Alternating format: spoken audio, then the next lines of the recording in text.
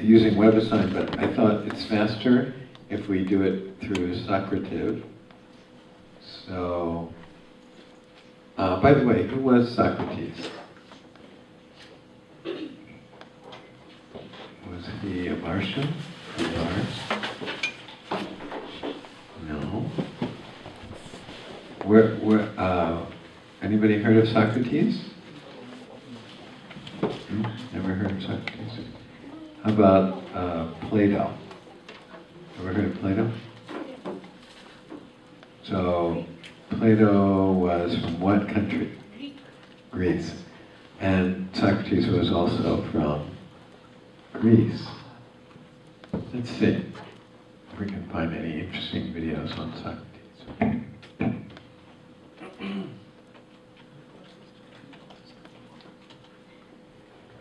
Let's see, videos.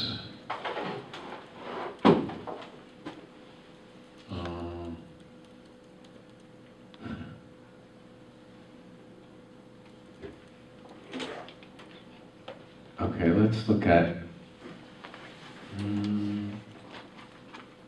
here's a kind of dramatic one, but it's too long.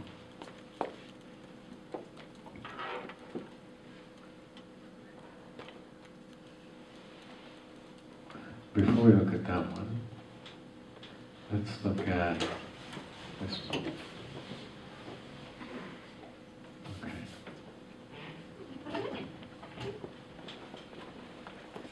No sound. Why not?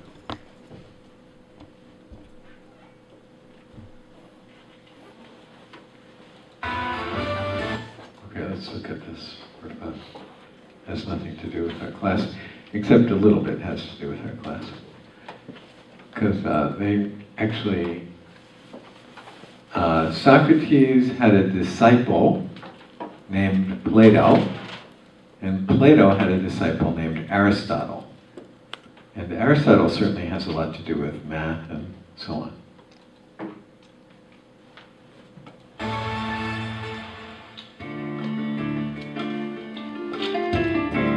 Nietzsche wrote of him, that ugly, derisive Athenian freak and rat-catcher, forcing the arrogant youth to shiver and cry, was not only wisest among all talking heads ever living, he was also as great in his silence.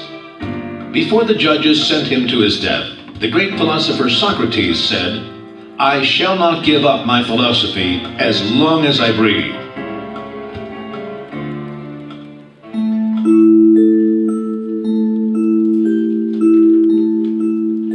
The ancient Greek philosopher Socrates was born in Athens in the year 469 BC, into the family of the sculptors Aphroniscus and Phaeronite, a midwife. All the information about Socrates that we have came to us through the works of his pupils Plato and Xenophon, because Socrates himself could not read or write. We do not know much about the early years of his life, though it is known that at 17 he was already the favorite pupil of the philosopher Archelaus. Socrates. Now, before we go on, how many people know anything about Chinese ancient philosophy? A little bit?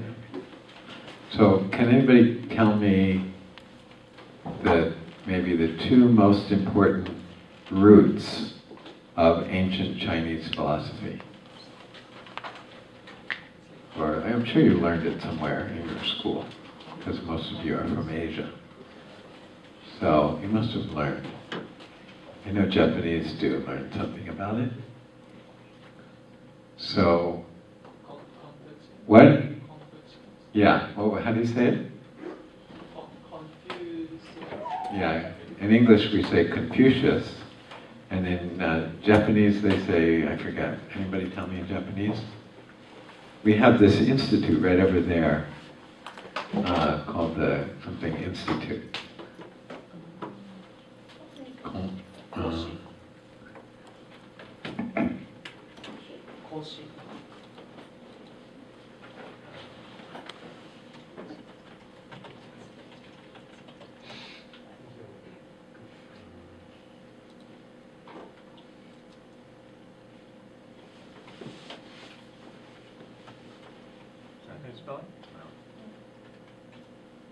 Is it Kolshi? Yeah. How do I spell it? I forget how to spell it.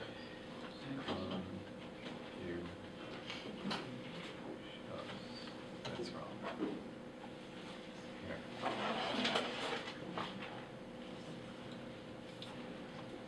So, of course. Okay, so you must know that, right? You must have studied. No? Anybody never heard of this? I think people have heard of it, right? So that's one very important influence in Chinese ancient philosophy.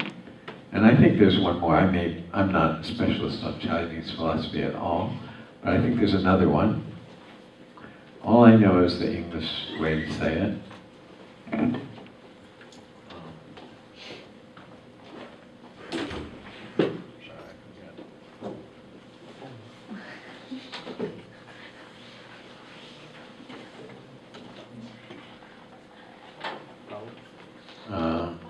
Lao Tzu.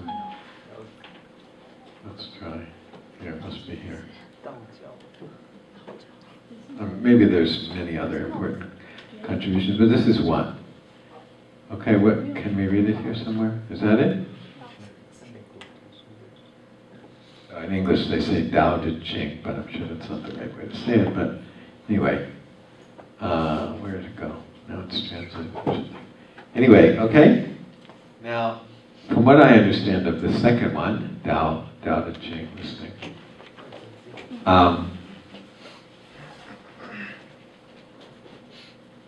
There it is, here. Okay, from what I understand of that guy never wrote anything. Well, no, sorry. He didn't write anything until he was dying. And then his disciples begged him to pass on his wisdom to them in writing so that they would have it. And so he did it. But as far as I know, the first sentence of what he wrote was like this. Let's see if we can find it. Dao De Ching, what is it?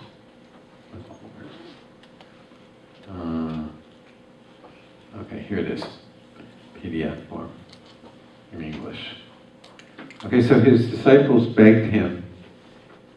He never wrote anything his whole life. Okay? He just preached some kind of mystical philosophy. And then when he was just dying, they said, "Oh, please, don't die, don't leave us with nothing." And so he said, "Okay, I'll write it."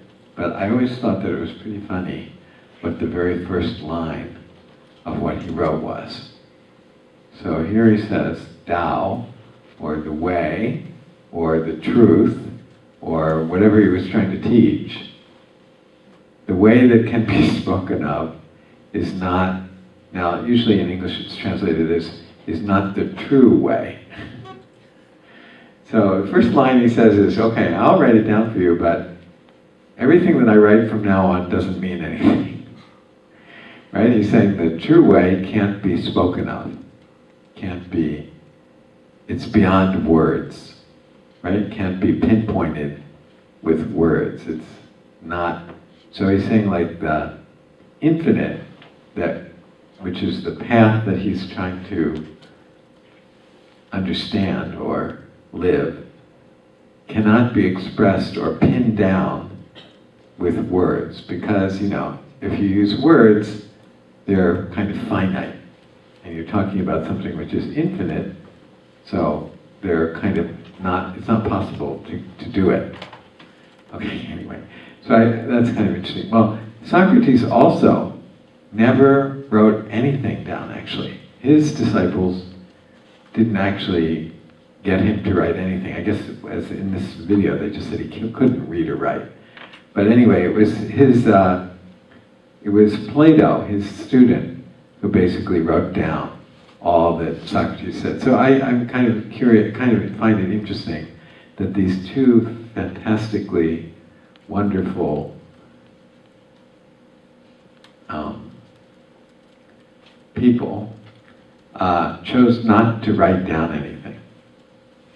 Anyway. His appearance was extremely plain, but he stood out in strength and endurance. Hoping to help his fellow citizens become more morally perfect, Socrates often spoke to them. On the streets and squares, beneath the shady olive trees, he discussed questions of justice and virtue. His neglect of his everyday affairs ultimately drove Socrates to poverty. He walked across Athens barefoot and shabbily dressed. One of his contemporaries was astonished and commented, if a slave was forced to live such a life, he would escape by any means. Socrates quite often became so absorbed in his thoughts that once he was standing all day long on the same spot. Nevertheless, when danger threatened his native city during the Peloponnesian War, Socrates fought bravely to That reminds me of one professor I had, a math professor in graduate school. And he was like always thinking, I guess, about math. And I used to find him in the hallway in the school, and he'd just be standing, and just standing like this. And you could walk by him, and he's just like this. And he was stand in the same position for like, I don't know how long, 20 minutes, 30 minutes, and not move. And he just, anyway, maybe Socrates did that all day. protect Athens. When the Oracle of Delphi announced that Socrates was the wisest man, the Athenian ragamuffin was extremely surprised. Socrates, interpreting this as a riddle, set out to find men who were wiser than he was, the pompous teachers of philosophy and eloquence. So Socrates said there was this famous oracle, or like fortune teller place in Greece called the Oracle of Delphi, and someone went to the Oracle of Delphi and said, "Who's the wisest man in Athens?" And they said, "Socrates." Socrates says, he said, "The only way that I'm wise, if I'm wise, the only way that I'm wise is because I realize I don't know anything." So, called the Sophists. Pretending to be simple-minded, Socrates humbly questioned the men of Athens about their knowledge of good, beauty, and virtue. Then, by asking tricky questions, he drove the persons to disprove their own words. Then, together with this puzzled opponent, Socrates tried to release the wisdom that slept in his soul, just as his mother, a midwife, had helped children to be born. Socrates called this method of searching for the truth by asking leading questions, meutics, the art of giving birth to ideas. Socrates concluded that he was truly the wisest among people because, even though he had as little wisdom as others, he at least realized his own ignorance. "I only know that I know nothing," he said. Socrates felt that the gods had put him in front of the Athenian people so that the citizens would not be asleep spiritually, and felt as if he was a gadfly annoying a horse. Actually, Socrates was nicknamed the Athenian gadfly. He tried to understand and create moral standards, which would become the same for all people. There is only one goodness, it is knowledge. There is only one evil, it is negligence, Socrates said. He insisted on regular education for the Athenian youth, in which poets and philosophers, not the parents, should be engaged. The Athenian citizens grumbled. It seemed to them that they had lost control over their children, and that the crafty philosopher had taken over their places in the hearts of the young men. Aristophanes even described it in a comedy. When one young man asked Socrates whether it was necessary for him to get married, Socrates answered, "Act as you wish, you will regret anyway." Socrates himself, at the age of 40, married 19-year-old Xantippe, who had a horrible temper. However, Socrates explained his foolish wife with philosophical calmness by saying he was the bad family man and did not care for children. After the defeat of Athens in the long Peloponnesian War, rigid Spartan rule was established in the city. This tyranny was headed by Cretus, a former student of Socrates. And even though Socrates never cooperated with the tyrants after their overthrow in 399 BC, he was brought into court and charged with disgrace and depravity of the youth. Appearing before the court, the 70-year-old philosopher proved with logic constructions that he was not subject to trial, but instead should be honored as a benefactor and spiritual instructor of society. The judges became furious. Socrates was found guilty as charged and sentenced to death. While waiting for his execution, the philosopher spent the whole month in prison talking with his unfortunate friends about the immortality of the soul.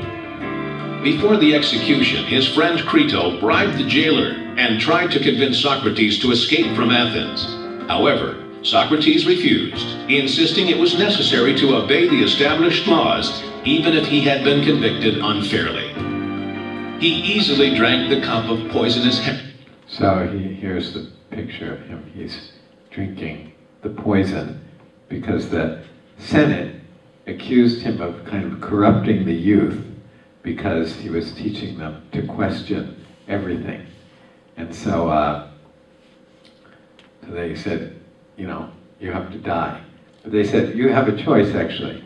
You can either stop, you know, talking to the youth, then you're free, or you can drink the hemlock, the poison. He chose the poison, and he said he believed in the state. He believed in the kind of the group government, and he said if the state says, orders that I have to die, then I'll do it. Hemlock to the bottom, remaining calm and quiet, and when his friends who were at the execution began to cry, he shamed them. The last words of Socrates were, Crito, we owe a rooster to Asclepius. So his last words were to this disciple named Crito. He said to Crito, please give a rooster, a rooster is like a bird, like a chicken, to the god Asclepius. And Asclepius was the god of healing. In other words, when if you're sick and you want to be healed, you offer an offering to Asclepius. So he said, when he was dying, he said, we have to give an offering, a rooster, to Asclepius. What did he mean by that? What he meant is that this life is a kind of sickness that we become free from when we die. Our spirit, if we choose to follow the path of philosophy or knowledge, then when we die, we become free. So he said, offer a rooster to Asclepius because I'm becoming healed from this world. Not that this world is evil, but that this world is a chance for someone to study knowledge, to study philosophy, to understand themselves. Because he said, I forget, something like, basically the task of a human being is to understand himself. So anyway, he said, so it's not that this world is evil, it's just that it's a kind of chance for you to become free. Those times when a patient recovered, a rooster was sacrificed to the god of medicine, Asclepius. The words of Socrates could be interpreted to mean that the death of his body became a recovery for his soul.